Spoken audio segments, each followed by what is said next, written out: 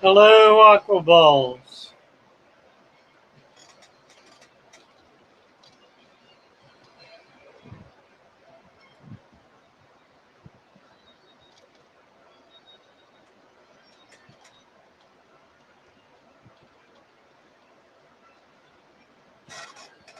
Bro, hi there. J Dog. J Dog got the first like. Fish Pappy, hi Fish Pappy.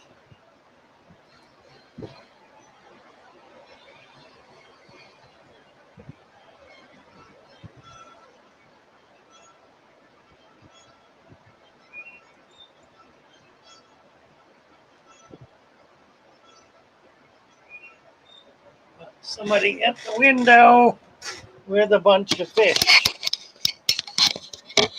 Ooh. There's another fish he wanted, so if I manage to catch him, I'm going to put him in a separate, smaller tank just in case. Oh, okay.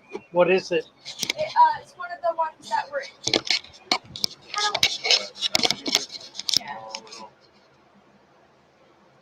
Oh, the like the Chinese Yes. alligator. Yes. Yeah, they're a little tricky to catch. Oh my leg. All right, what we got? We got two quarries. We got four rhinos. Nice. We got one.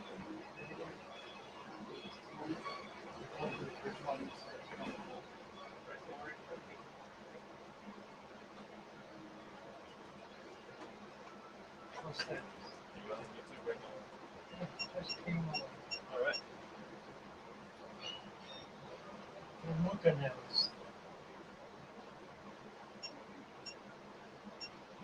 For those who Right.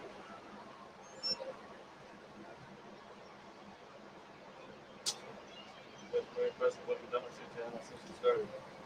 Pardon? Pretty impressive what you've done since you started the channel. Thank you. Well, it's your outdoor adventures too.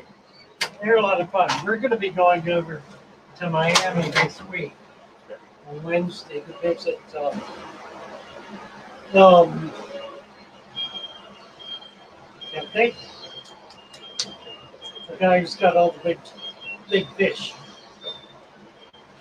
Ray will, let me give you back. Predators.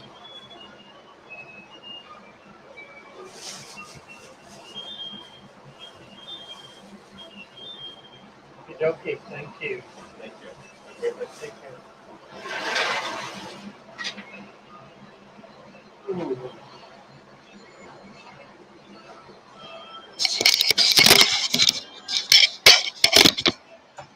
God, the brain is gone. Father Fish Junkies. Indeed. Lumpy says, how are you all? Hello, all you Father Fish Junkies. True enough. Mary Page. All the beautiful people above that comment. Never mind the ones below it. We are, aren't we, Lumpy? Mary Page says. The Father Fish phenomenon. You know what's phenomenal to me? In the last month, I know of more than 100 people who have subscribed to my channel. My channel has grown in 1 month by a total of 7 subscribers. I lose subscribers to whatever the YouTube analog is that's doing that every single day and have for the last almost 6 weeks. Every day I lose 2, 3, 4. Yesterday it was 4 subscribers gone. No word, no explanation, no nothing, just gone. Well over 100 gone. No idea why.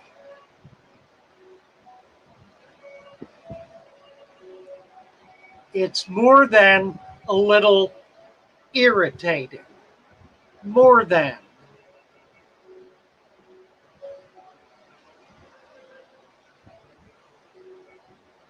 Aquaballs, good day outside. How's everybody doing? You're outside. It's Miserable here again. WS Discus, Chevy Fish. Nice to see you. Psychedelic Hippocampus, hello, hello. Garbo Aquatics, Big J's. Hi there. Mary Page can't keep up with typing, but she says, love you all. Indeed. Lumpy Dog had to resub a week or two ago. It's bizarre, isn't it? Just bizarre. I don't understand it. Do not understand it. Rose, BRB. Be right back. Right. Ah. Oh dear.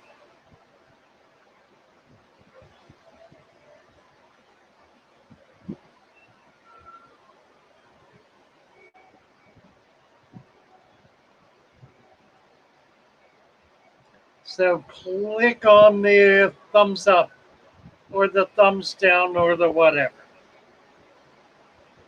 Discus woke up to an earthquake this morning in North Carolina. Just keeps getting more weird in 2020. My word. An earthquake in North Carolina. Was it in the mountains? Was it maybe a slide? Goodness sakes. What do you know about it? Lovey Doug always gets BRB with BYOB. Right. We all understand that. Mary Page WS Discus. Is everybody okay? NNC. That's got to be harrowing. Mary Page, groupies, students, and congregation. Like that. Funny.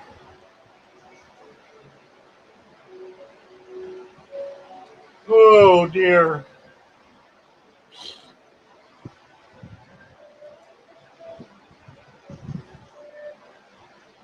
Yeah, I'd kind of like to do some sort of backdrop.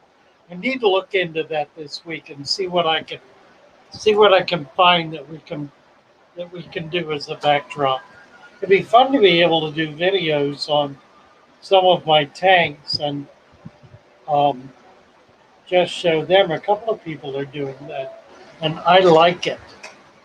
I like it a lot. Garbo, hello, Garbo, and Ro is back. Big J's, hi there, Big J's.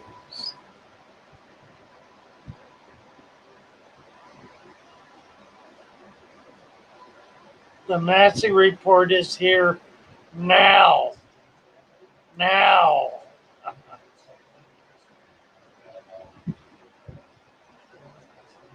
Mary Page's husband Calvin is here. We need to get him to get excited to be here with us. Well, he's feeding off your excitement, I think, Mary Page. One wild, crazy person in the family is probably enough.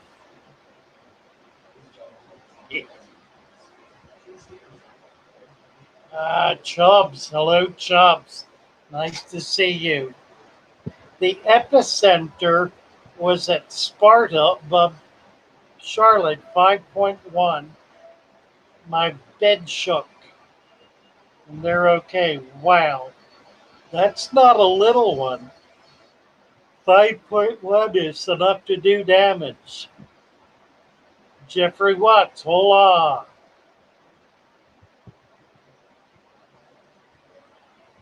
I think you probably are, Mary.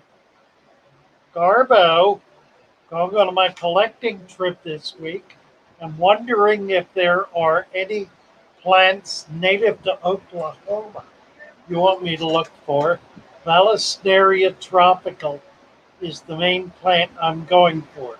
What's up? Your blue crate the tanks up here. How much? 20.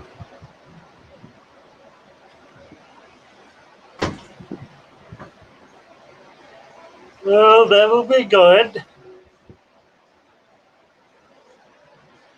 Most anything you can find, you can try in the tank. WS Discus is in Winston-Salem.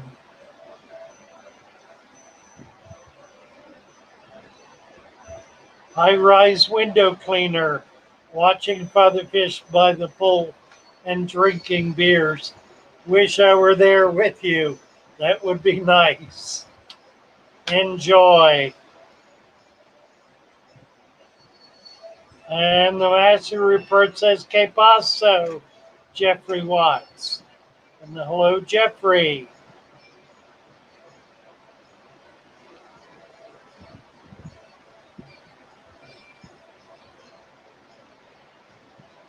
Oh.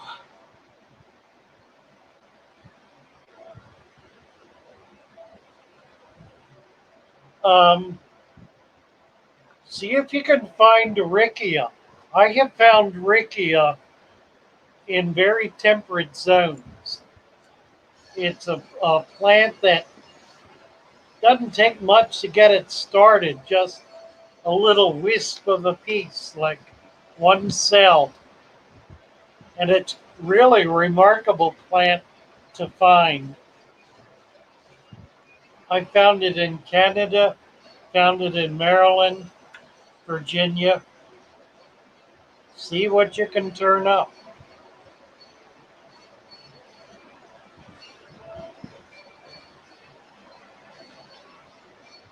So Rose's gonna go out and pick okra. And we're gonna all have fried okra. Fried okra. Just the thing. Brent's gonna cook fried okra. We all gonna get right hungry now. Hungry. Gonna get hungry.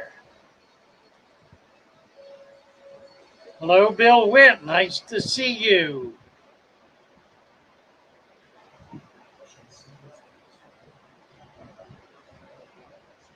Your mom's here? Okay.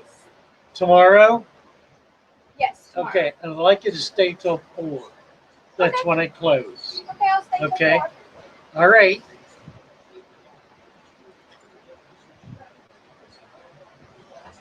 What do they want?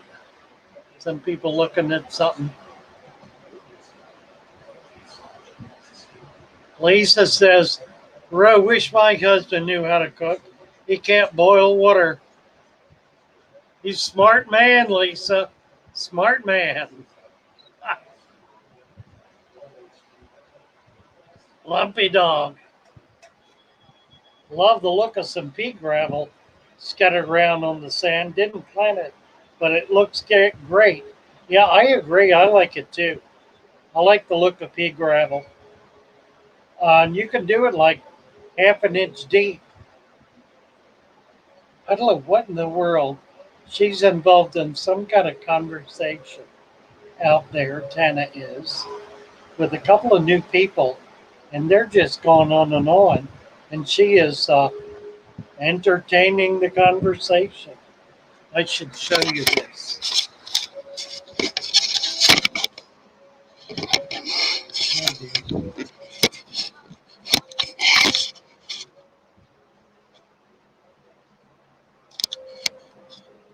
Can't see her and I can't hear her. And they're giving up. And she ain't telling me. Well, and she's leaving with her mother. So, guess I lost out on that one. Whatever it was. Hi there, Sam Dam. Nice to see you.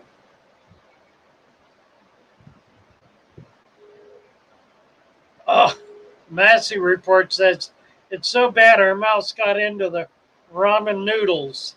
Serious. I know, they get into my cat's food.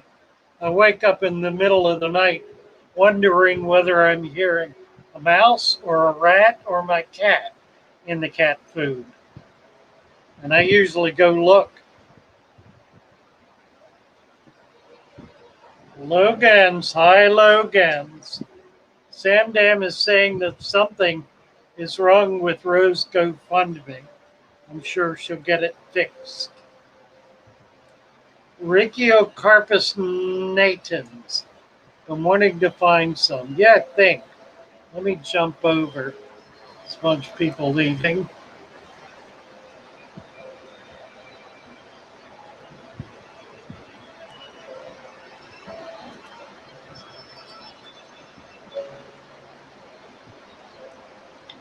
You know what I can't do?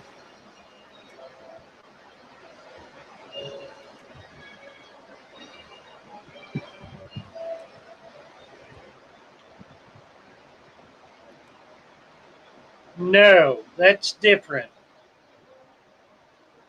Ricchiocarpus natans is different. That's more like a duckweed. Salvini is another type we have here in Florida. I'm just looking to see one. Let me see if I can get it to come up.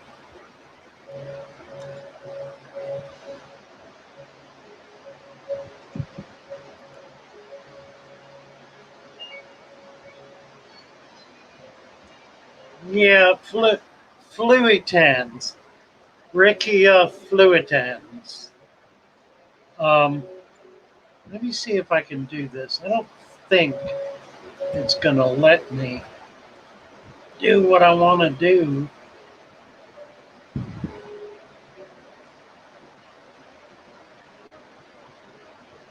Share screen. Chrome tab.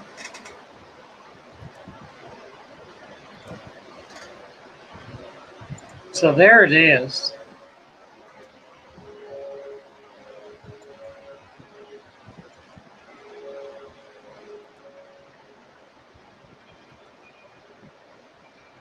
That's not a good picture of it. That doesn't really tell you what to look for.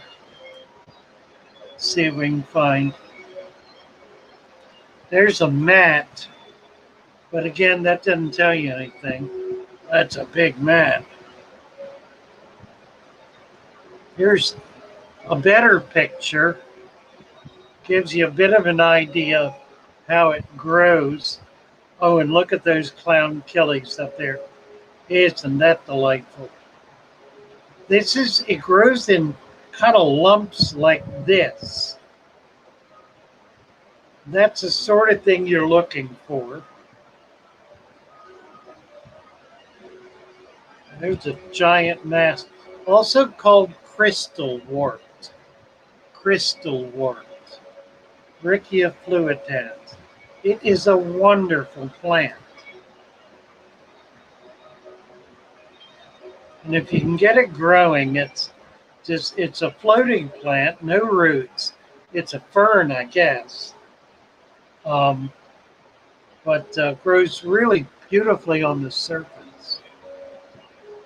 You see all the many different. There's some growing on the bottom that was attached. This is kind of cool. Look at this. These were all attached to rocks or whatever and have grown on it. And they keep it trimmed. You have to trim it back. This is all aquascaped. But you can see it's really kind of remarkable. That look.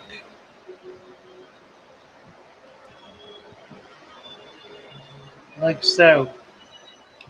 A really sweet plant. Here's the little piece of it. That's what it looks like when you find it generally in little bits.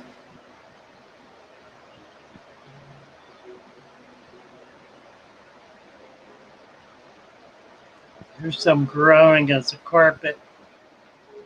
That's not Riccia, I don't think.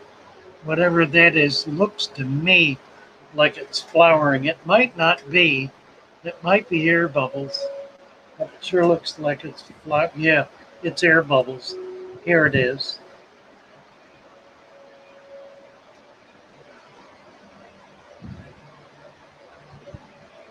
Curling Rickia. Now see, that's tied onto a rock. And you can see how it's growing. It might have been in that shape when it was tied on. Although it looks to me like it's grown above the ties.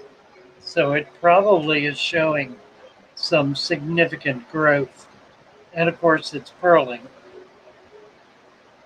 which means it probably is in a CO2 injected tank.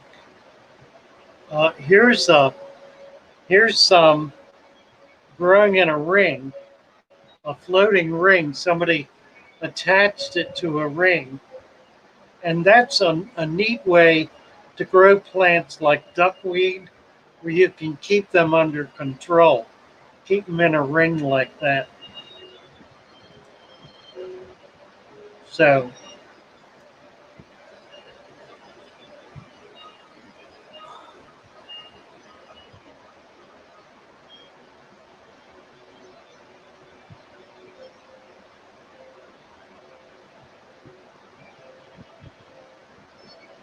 oh, Mary's asking Logan's to help me with a green screen.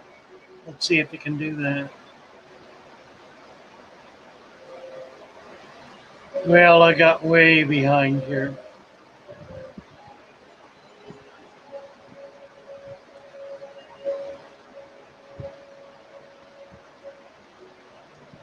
Liverwort. I don't know. Is that liverwort? Let's look.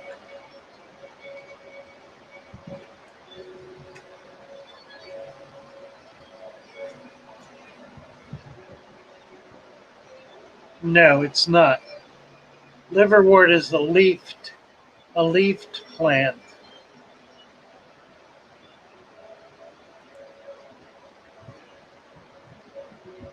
There's the liverwort.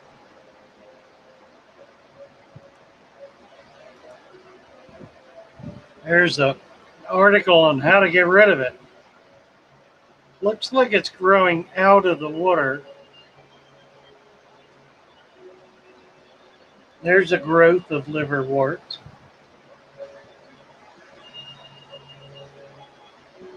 It is Mercantia polymorpha.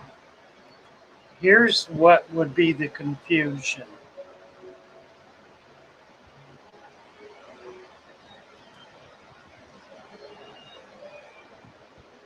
And that's growing on bark. Looks like maybe growing on bark on a tree.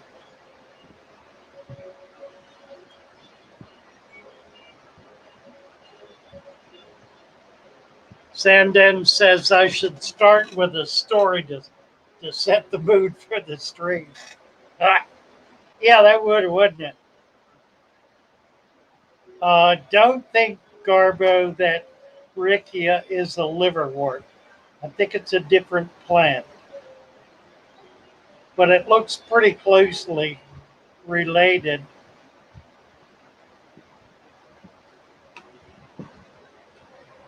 Dan Floros, good to see you.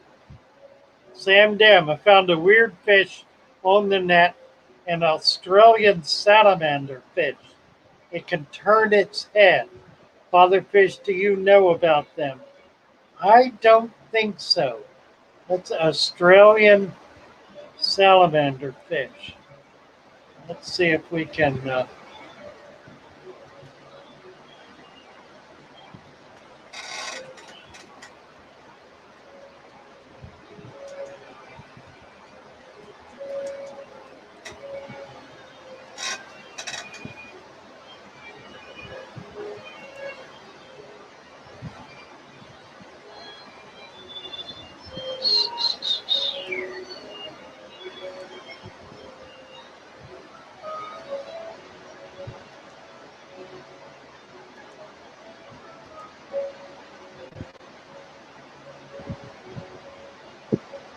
Lepidogalaxia salamandroides.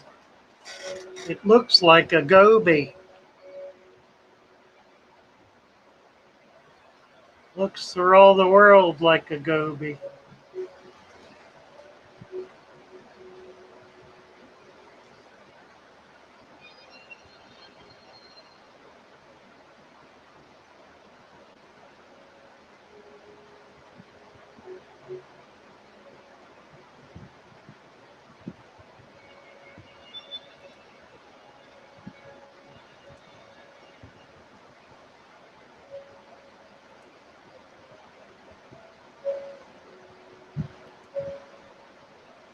I don't know.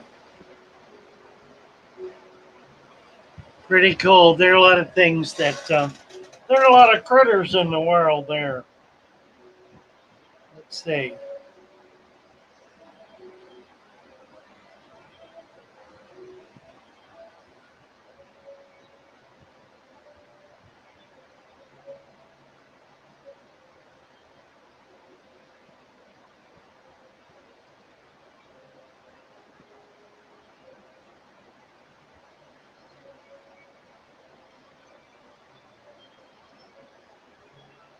So Dan's saying it's very common in Australia.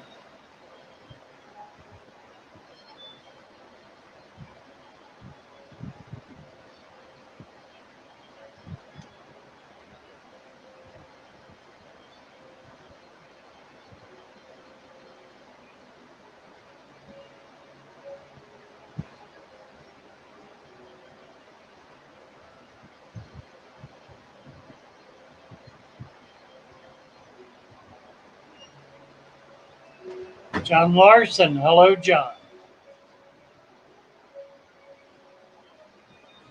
And Garbo says the liverwort Rickeocarpus are two different genera. I was a little confused. Yeah, it is the Rickia repens and Rickeocarpus in the same genera, same genus. Oh my, Chevy fish. Water lettuce, frogbit, redroot, floater, or Salvinia. I've actually got them all growing here. Redroot I haven't found wild, but I do have a little bit that I got from Bioaquatics.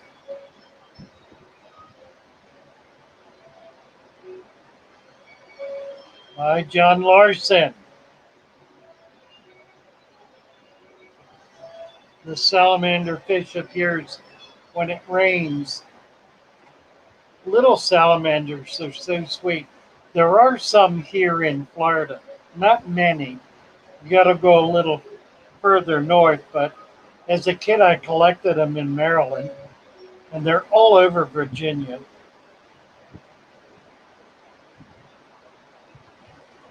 Denroy Ashmead would like to introduce African cichlids to the Jamaican River. Can I do so? Well, I don't know what the Jamaican law is going to be on introducing non-native fish, but I would think they would thrive in a Jamaican river, particularly in a stream, in a more shallow river. They're actually a lake fish, but I have seen them in stream beds. Um, so if you're talking about, depends on the kind of African. If you're, and most people are talking about umbunas when they say African, they mean Malawi cichlids, and the Malawis are pretty tolerant of a wide range of environments, and they're able to take care of themselves pretty well. So, yeah, I would think they would do well in a Jamaican creek bed or river, maybe not, because they don't really get all that big. Some do, but most don't. What are the laws on that, Denroy?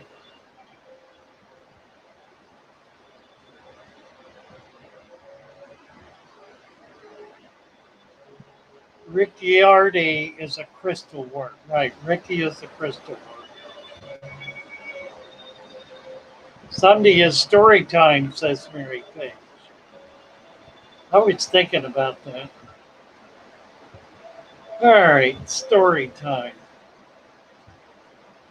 Goodness, story. Give me a subject. I need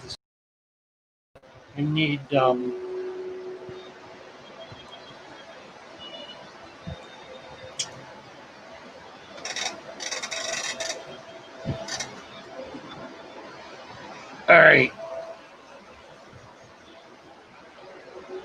Hum.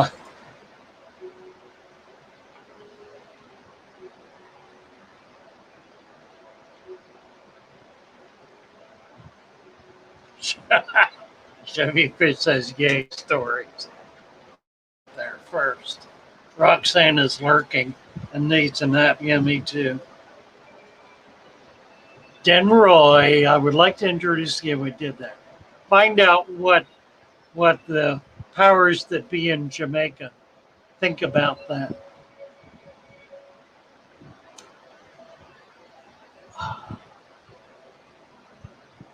A story.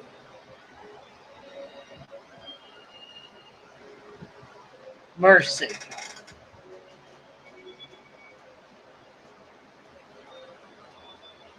I can think of some bad stories. I don't want to tell bad stories. I want to tell good stories.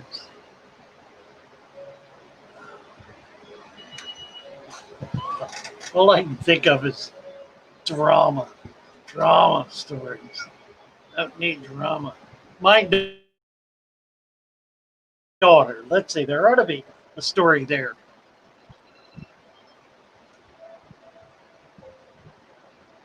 Well, let's see. Well, this is one that anyone who's had a little child has been through in one form or another. My daughter, when she was 3 years old, absolutely adored visiting with people. We would take her lots of places. She went everywhere with us. Went to restaurants, we went to meetings, we went to church. We had a center that we ran. It was a center for deaf people who were having trouble getting their lives together. They were mostly young adults, people in their 20s or so, who had gone through school and could not figure out how to get anything much going. So we brought them all in. We had about, I think at max, we had about 50. And we developed all sorts of activities, everything imaginable. And my daughter at 3 years old was in the middle of all of this. What's funny is that she has done the same thing with her daughter, who she takes to Mama's school. Mama's school is a school for autistic children. And Acacia, my granddaughter, is the normal in that school. So she kind of plays off of all the other kids, develops friendships, and it's a very positive experience for the other kids as well as for Acacia. Well, back to Amy, otherwise known as Amelia. We would take her in every day to mix it up and just that was her babysitter. She had deaf folks who were her babysitter, who would walk her around and play with her and just do all manner of fun stuff all day long, pretty much every day. To such an extent that at 3 years old, she was signing in sign language about as much as she was talking with her voice. She became really quite adept at signing. You know what? She was younger than that when we started. because the story I'm thinking about, she was about 1 year old. We did start her as a baby. As a baby, she was, around people who talked with their hands, sign language, um, and was being babysat by them. I remember walking into a, a store in a mall. Was holding her here. She was about 1 year old, holding her and walking into the mall. Now she couldn't talk, had not learned to speak yet. She started hollering, "Ah!" Hollering. Look at what's wrong? And she did this,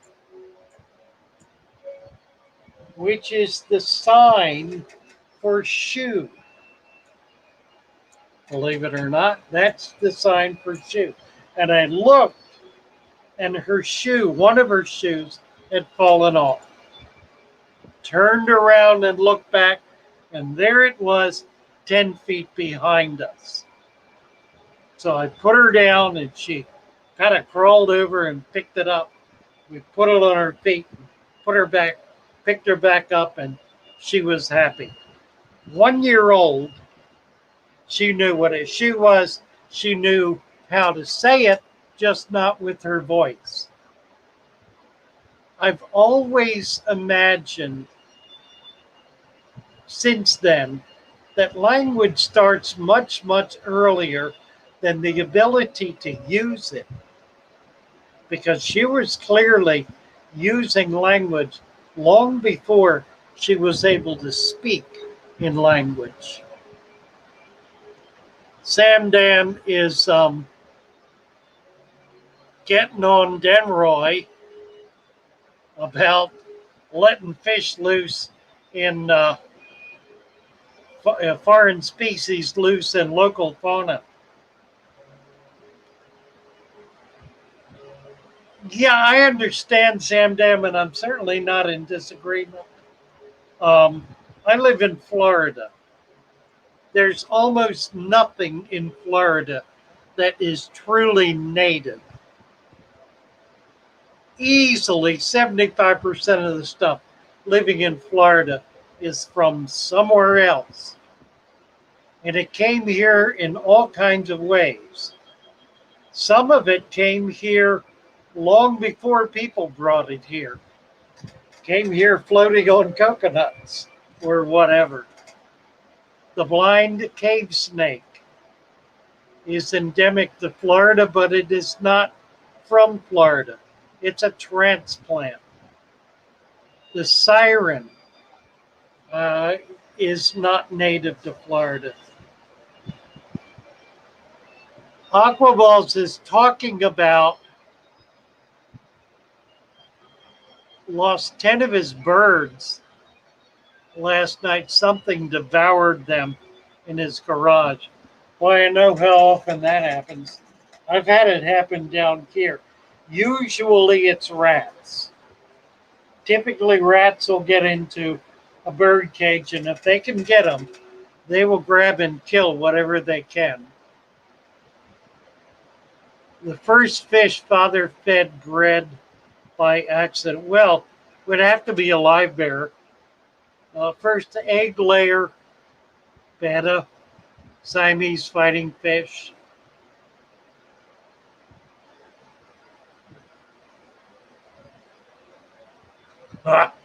Somebody wants to hear the bad stories.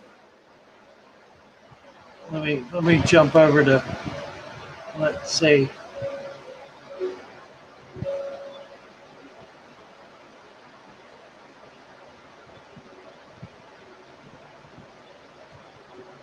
Ro just ate some pick eggs. Have you found out any more about the flatworms, Ro? Mary's asking. Uh-oh. Massey's hurting. Oh, pickled eggs. Pickled eggs. Roxanne, my sister was taught sign language until she spoke. She has Down syndrome. I learned sign language for her as well. It's such a simple, clear language, really very easy to learn and easy to use, and such a simple thing. Uh, Most parents use one or another form of sign language with their babies. Aquaballs, you think it's a mouse? I think it's probably a mouse. Rose said they never got back in touch about the flatworms. John Larson, U.S. and Canada have the least amount of wild fish. Just about every species was introduced from other countries. You know, the thing, here we go. I mean, the thing about introducing foreign species, the fear tactic is, oh, it's going to destroy the native species. And that's been the argument with snakeheads, that it'll wipe everything out. Well, in truth, that never happens. Because in truth, a balance is always achieved. Something will find a way to prey on snakehead babies. Some parasite will find a way to infest that specific fish based on its behavior. There are controls that are very natural in nature that keep things in balance. I think if there is one lesson I want to be able to teach here, it's just that. Now, I'm not advocating for bringing in all kinds of crazy species and dumping them into your local river, buying the fish store out and throwing it in the creek. Number one, it would be cruel because 99% of it is going to die, and the other 1% is going to get sick and die. So none of it's going to survive. Number two, it's not sensible to do that. There are a number of species of fish here in Florida that were wild, non-native species that were introduced by the state as game fish. Here and everywhere across the country. The notion of trying to achieve some perfect natural condition that existed 125 years ago is completely unrealistic. It's more realistic to try to help nature find ways to achieve a balance based on what's there now. We're not going to get rid of the big snakes in the Everglades. It ain't never going to happen. But we can help achieve a balance. And that's really the best we can do. And I think that's true for a lot of things. Now, having said that, there are two fish that I would dearly love to see in Florida waters. One is an arowana. An arowana is a game fish. It resembles in very many respects saltwater game fish. It's predaceous, it gets big, but not enormous, and is a great game fish for fishing. It certainly would not wipe out any species of fish. The reality is, we've got so many tilapia here right now, and so many Central American cichlids, you couldn't wipe those suckers out on a bat. So it's kind of meaningless. It's like when the state of Florida decided to ban the sale of red ear sliders. Red ear sliders are from the Mississippi. They traditionally did not occur naturally in Florida until about 75 years ago when they were introduced in great numbers and have been productive in such vast numbers that up until 5 years ago, no one ever brought a red ear slider into Florida. They caught them locally.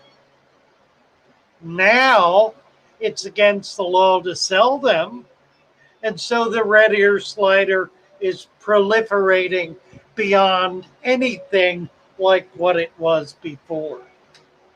That's not achieving balance. That's legislating imbalance. And there's way too much of that. There's reactionary environmentalism, and here I go again, but reactionary environmentalism really does not pay attention to what is happening on the ground, to what's happening in the ecosphere, to what's happening in that statewide or regional or even area ecosphere. It simply passes some kind of witless, brainless law that says, oh, we can't have that. I'm scared of that. We don't want that. And so they ban it. And then what happens? It explodes in population because all of the hunting and gathering that was going on has to stop. Doesn't make sense, does it? We have to apply reason and sense to environmental laws. If we don't, we just make things nuts. And the problem is there are too many people around who are trying their best to enforce their nutty attitudes and nutty behaviors on what's happening in nature. And it doesn't help. It doesn't make anything any better. Acting without reason, without understanding, without knowing, in fact, what is going on and what the relationship is between all those animals is first,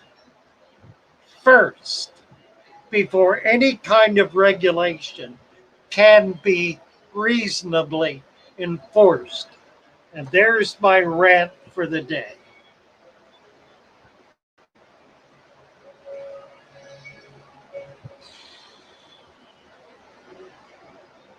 And now I'm going to go look at all the feedback.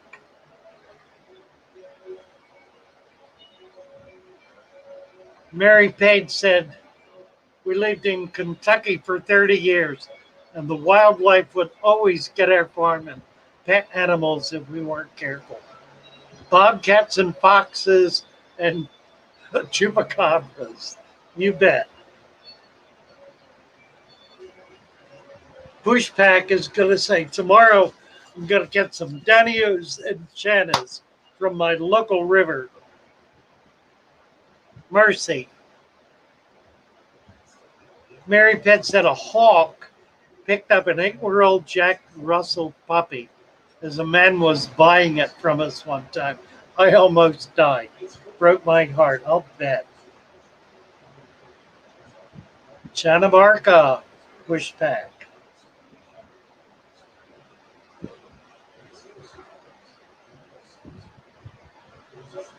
Total Tropicals. Hello, everybody. Hello, Total Tropicals. Rose going to go live after I'm through. Mary Page loves the red.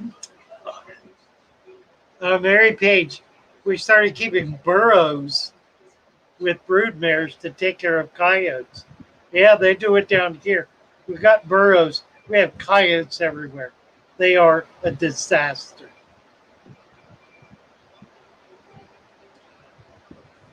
Chubbs, the same thing the Corps of Engineers are doing with the Mississippi River.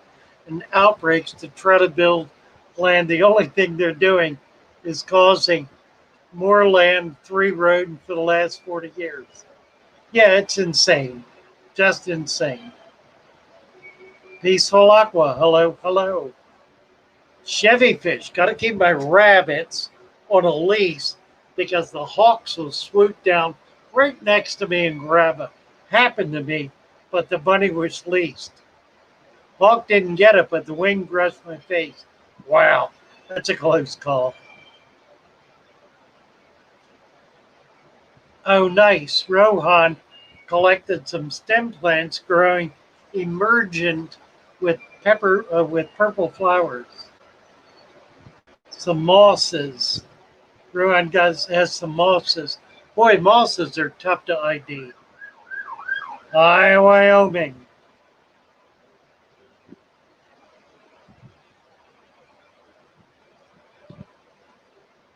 Would like to hear Father Fish's opinion on Corona legislation, but that's a whole nother live stream. Yeah, that's right. And I don't want to get off on it because I'll lose half of my followers. Mary Page said Jack and Dan's channel caught it on camera, getting either a bird or a squirrel. I caught a bald eagle once catching a fish on camera and perching on a tree branch and eating it. That was pretty crazy. Let's see, we've hit bottom here, but I lost a lot of stuff. Let me jump up a ways. Mary Page loves me some fried okra. Me too, Mary Page. Fried okra.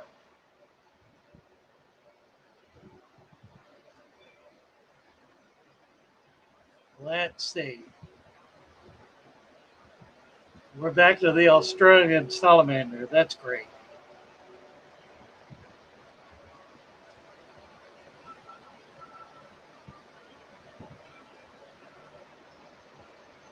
Psychedelic said the only thing that pearls in my tank is algae. Yeah, I don't get a lot of pearling. I get some. You get pearling if you're introducing CO2. You don't get it so much otherwise. Okay.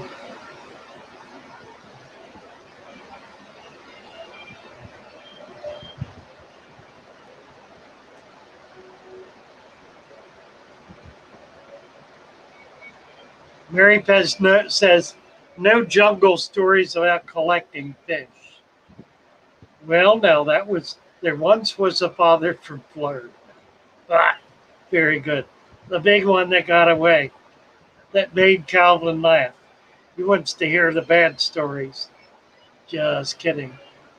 Den Roy, Ash Mead, Sam Den, Lumpy Dog. What was the first fish? Potted fish bread. We did that. Mary Page is talking about language. That was back to the sign language thing. Pickled eggs, huh? I never liked pickled eggs much. Roxanne's talking about her sister who has Down syndrome. I spent 4 years, summers, while I was in college, working at a summer camp for Down syndrome children. It was a joy, an absolute joy. Later on, I had a number of multi-disabled Down syndrome deaf people as adults in our center. Just the kindest, most generous, most thoughtful people I've ever been around. I'll tell you what, whether it's got to be an extra gene, because it's certainly not a missing one, unless the missing one is the mean gene. Just wonderful people. Wonderful, wonderful people. Past the flatworms. Sand, I'm struggling with plecos. The plecos are a monster fish. They are terrible. And they really don't have much in the way of predators. There ain't much that eats them. They get big and hard. The only way to really deal with that uh, is to collect the eggs. That's one of the farming industries here in Florida that the fisheries department has recognized as an important tool in controlling the explosion in population of the large Plecostomus. The egg masses are collected. They look like grapefruits, about that big around. They're collected and they're sold to farmers who hatch them out, several thousand in a ball, and throw them out into a pond prepared with microfauna. And within a month, they're harvesting them and selling them. It is not a desirable product.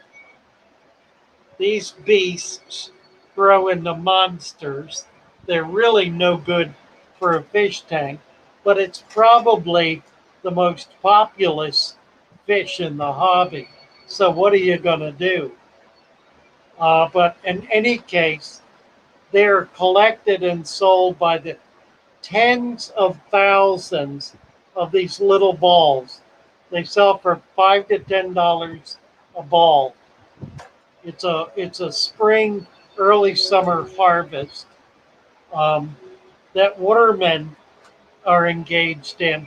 They have to actually go down into the canal and reach up into these embankments that are underwater and and feel if there's a cat there. If there's one there, they reach around it and grab the ball and pull it out. I take it.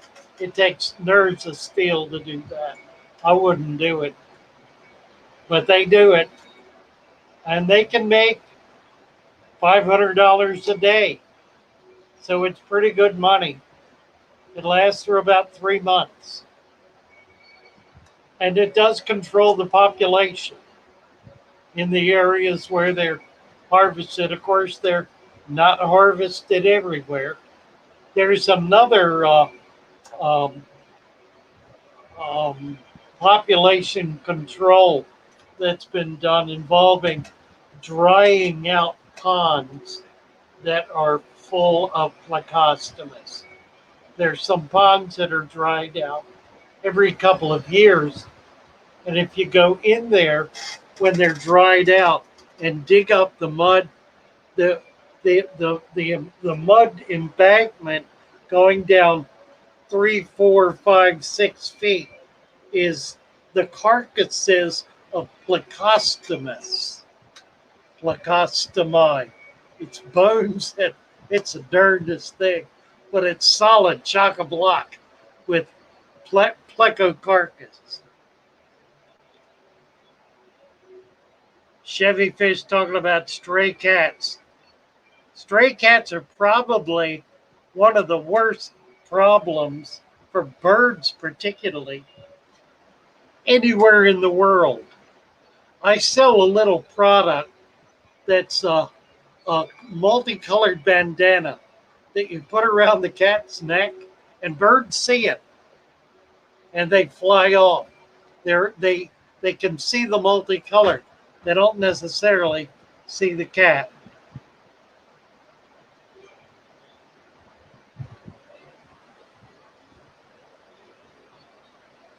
Let's see. We did that. Coyotes here. What time is it? 3:56.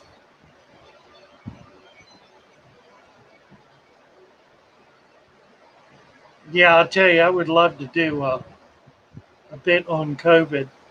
I think the time will come when we'll be able to be open and honest about what really is going on. I just watched predatory fins, all the crazy plecos. Are you going to get any? Yes, I will. I've just been waiting to be able to get some that I can afford, and I think I will be able to afford them through predatory fins. I will be visiting predatory fins this coming Wednesday. We'll be on probably in the afternoon. We're going to go to Miami, do a little collecting, and then go to Predatory Fins, do a little videoing there, probably live stream, and then buzzing back and bringing back some stuff if I have the money to do it. I need to make a little money here in the meantime. So if we have a good Monday and Tuesday, we'll be buying fish from Predatory Fish on Wednesday. Holly Gibbs is talking about noodling for catfish.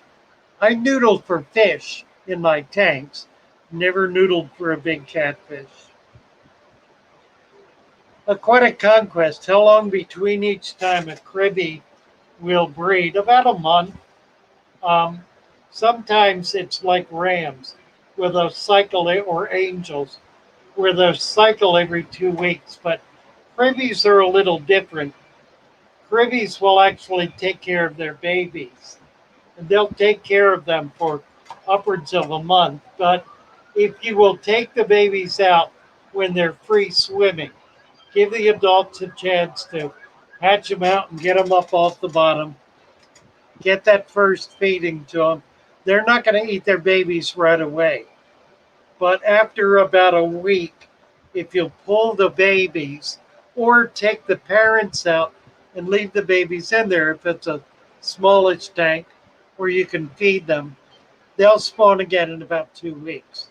So 2 weeks to a month for so long as they are in season. Their season seems to last, excuse me, two or three 2 or 3 months. So they should spawn 4 to 6 times, 3 to 6 times. Total tropicals. My friend breeds plecos and giviceps in a clay dam. Makes about 12,000 a year down here in Australia. Nice. So he's breeding them outdoors. That's pretty cool. Yeah, I wish we could do that here. Lumpy dog. Oh, Lumpy dog, you missed my rant, which you would surely have had something to say about which you would surely have said something. Uh,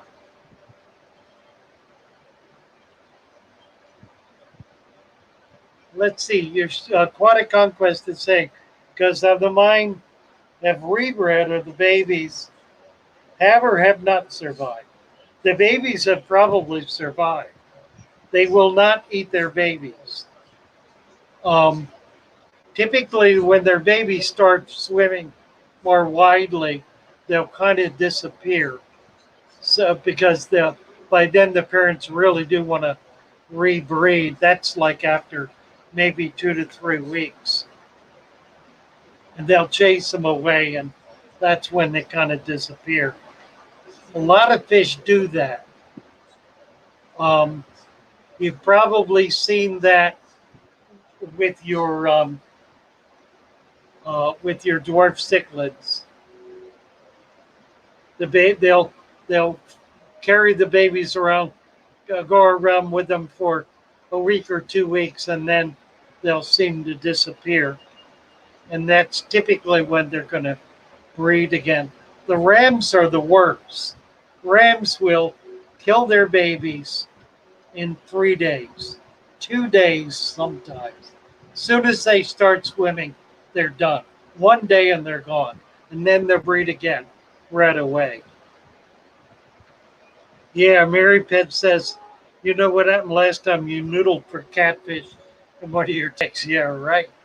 True enough. Don't need to do that again. Oh, God, that was bad.